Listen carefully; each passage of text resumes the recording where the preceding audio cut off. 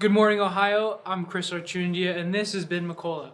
He's running for Ohio Representative of the 55th House District. Would you like to start off by introducing a little bit about yourself? Sure, Chris. I appreciate your time, taking the time to speak with me this morning. No, thank you. Good morning, everyone. My name is Ben McCullough, and I live in Franklin with my wife, Christy, for over 4 years now. I am one of the Republican candidates running for State Representative of the 55th House District. The 55th House District includes all of northern Warren County, so you have like Carlisle, Franklin, Springboro, Waynesville, Harveysburg, and Corwin. Also includes the eastern part of the county, as well as a little bit of the southern part of Warren County as well. So have a little bit of Mason, as well as a majority of Mainville and Hamilton Township. Of course. So what inspired you to run for state representative in the first place? Sure. This whole campaign is about putting Ohio first. You know, I am not a politician. At my core, I am a soldier. Okay. My allegiance is unwavering. Mm-hmm. It's to the people of this country, Ohio, and the Constitution of the United States. Okay. You know, this belief transcends personal ambitions, political agendas, and the influence of interest group. My sole purpose is to serve the people of Warren County and to do what is best for Ohio. Okay. For far too long, folks at the State House have been consumed by divisive policies that frankly do little to enhance the daily lives of all Ohioans. Okay. This diversion has to come to an end. We have to focus on the issues that have a daily impact on all Ohioans. And look, these aren't mere talking points. These are the daily experiences that shape our existence. Mm-hmm. Okay. Can you provide an overview of your background and experience that led you to run for office? Sure. I have over 13 years of experience at both the state and federal levels. I'm currently a contractor for the Department of Defense. In the past, I've also worked for the Defense Security Cooperation Agency, who is responsible for security cooperation between our partner countries and allies. Okay. Also worked as a contractor for the United States Marine Corps, Department of Homeland Security. I also worked for the Ohio Attorney General's office when I was younger. Mm-hmm. I've also been in the United States Army for 14 years now. I'm currently a Sergeant First Class, so a senior NCO, and I'm currently stationed with the unit out Wright-Patterson Air Force Base. Okay. Speaking on that topic, how would your time in the military impact your policies, and what did you learn from your time in your service? You know, I've learned so much during my time in the Army, and not just how to be a good soldier, but also how to be a leader. Mm-hmm. And the truth is, I'm still learning things. You know, I'm always trying to find ways to improve, to be a better soldier, but also to be a better leader.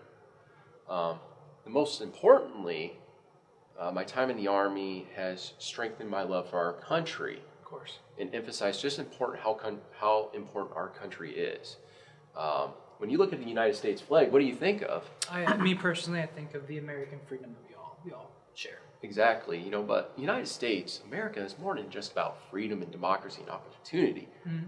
It's also a symbol of hope to millions of people around the world. And when you look at what's happening around the world right now in hotspots where freedom is actually being fought for, whether it's in Hong Kong, Taiwan, or the Ukraine, mm-hmm. do you see people raising and flying Chinese or Russian flags? Not really, no. No, not at all.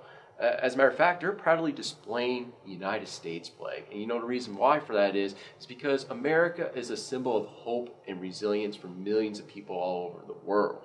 Of course. And all of us have a duty and responsibility back here at home to not only defend these values, but also help to build a better world for all of us. Of course. And what separates you from your opponents is kind of a big question there. Yeah, definitely. First and foremost, I think it's important to say that I have respect for anyone who runs for office. Yeah.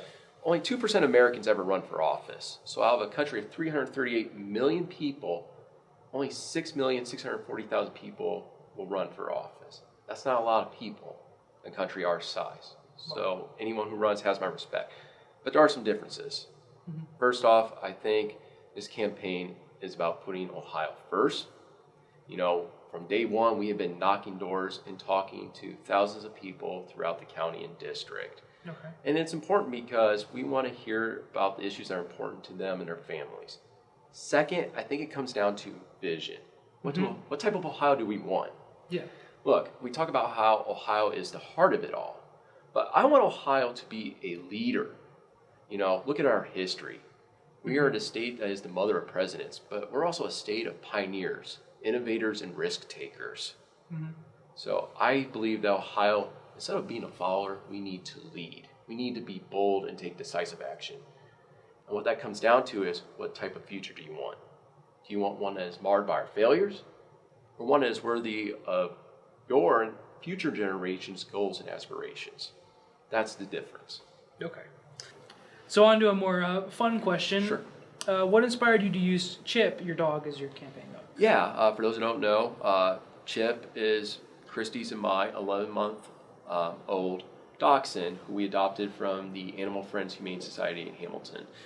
We're big believers in animal wellness issues, especially rescues.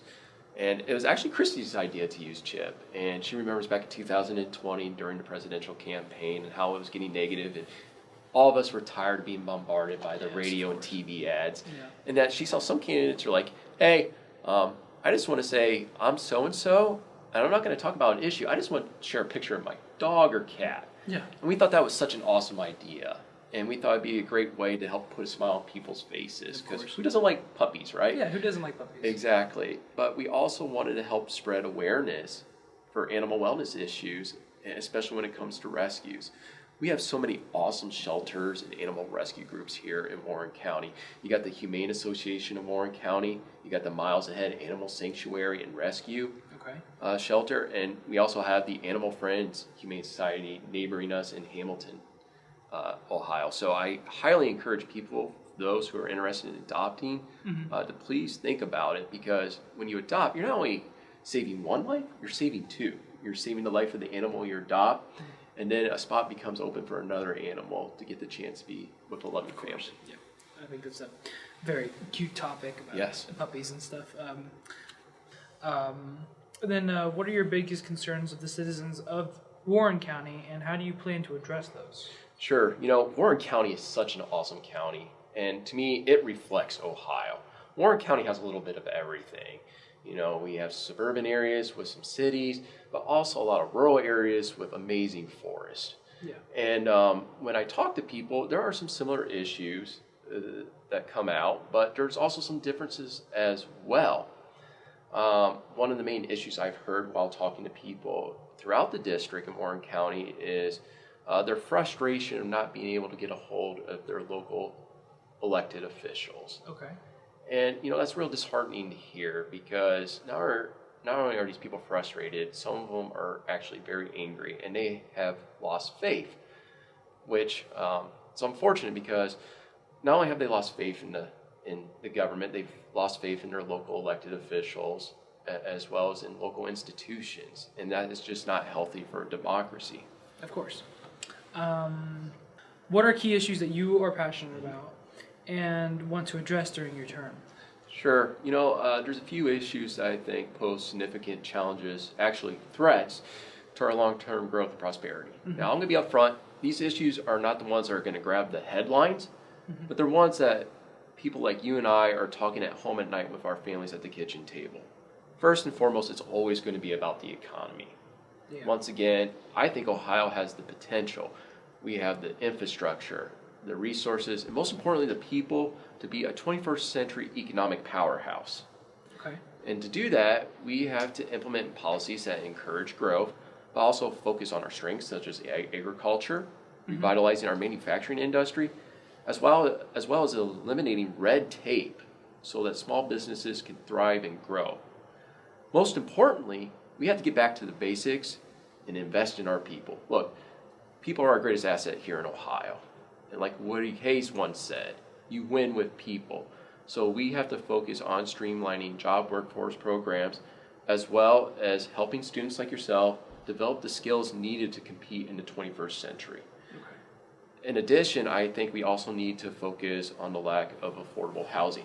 We have a shortage of over 250,000 homes here in Ohio.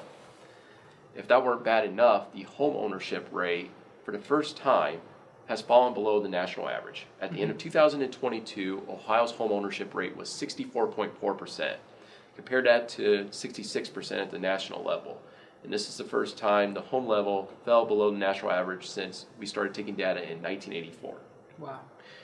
And the real scary thing is that there are projections that the homeownership level will decrease even more by 2040 to around 50%. So the American dream is becoming harder for many Americans and Ohioans to achieve, because homeownership is a great indicator of wealth, because a lot of families use homes to generate wealth. But with high housing costs and high mortgage costs, that's less money that people have to spend on other goods and services. Okay, yeah, that's how will you handle criticism and disagreement from your constituents and ensure that their voices are heard? A great question. First and foremost, I think we got to recognize that there's going to be times where all of us disagree. Yeah. And that is perfectly fine. No one is going to be thinking the same thing. I'm reminded of a quote by General George S. Patton. He says, everybody's thinking the same thing, somebody isn't thinking. So one thing I like to tell people, whether it's out on the campaign trail or just knocking doors, is that, look, there are going to be times where you and I disagree. But I want you to know that every decision I am trying to make is what I truly believe to be in the best interest of folks back here in Warren County, in Ohio. You may not like it, but you will always know where I stand. Yeah. Jumping on to a more educational topic question, how do you plan to address and improve funding for public schools in our state? That's a great question, and unfortunately, school funding is an issue we have struggled with here in Ohio for over 30 years now. Okay. I'm a very firm advocate of increasing state investment in education. The way we currently fund the majority of our schools here in Ohio is through property taxes. But I believe that we actually need to reduce our reliance on property taxes, and here's why. Not only are property taxes proven to be insufficient in funding and supporting our schools, they also put an unjust burden on homeowners and property owners. Back in the 1990s, there was a set of Supreme Court cases called DeRoff versus State of Ohio. And in these cases, the Ohio Supreme Court ruled that the way we fund schools here in Ohio is unconstitutional. Okay. And this was back in 1997. Since then, the state legislature has failed to take any meaningful action to address and fix this issue. They've made a few tweaks here and there and moved some money around, but we're still dealing with the same issues that we had back in 1997, so almost 30 years ago. So it's way past time for us to come up and implement a fair and sustainable funding model that allows all children here in Ohio to have access to a quality education, regardless of their zip code. Okay, and I think that's a very important thing for all people around the country is education. And then more on the educational, school funding topic, how would you advocate for increased funding and support for after-school programs and extracurricular activities in our local schools? Yeah. I'm a very firm believer and supporter of extracurricular activities and after-school programs. They're very essential and vital. I think when it comes to advocating for any policy, people want to know is, why is this important? How does it help? Okay. So first and foremost, I would say, it helps to encourage personal development and growth for our students. But we can also be reaching out to the local businesses and local community groups to see how they can help enhance these programs even further. This is a collaborative effort. This is not a top-down approach. As a state representative, I'm here to help facilitate, not to dictate. And lastly, we should be reaching out to students like you, see what's important. These programs are for you, so we want to do ones that matter to you and are important. Yeah, and I think that's a very big thing to ask students what they're really wanting from this whole thing. Exactly. Well, that's all the questions we have for you today, and of course, thank you for the time. Is there anything else that you would like to touch up on? Yeah, I want to thank you for your time, Chris. They were very thoughtful questions, and lastly, I just want to encourage people to go out and vote. The March 19th primary is just right around the corner. There's still time to register. Early voting starts on the 21st of February, so just real shortly here. And, every vote matters, and these primaries do matter. We have primaries for the president, for U.S. Senate here in Ohio, and for state representative well. So highly encourage everyone to come out and vote, and please feel free to reach out with any questions. Okay. And of course, if you would like a video just like this for yourself, make sure to contact the Warren County Career Center, and we'll see what we can do for you. Thank you for your time.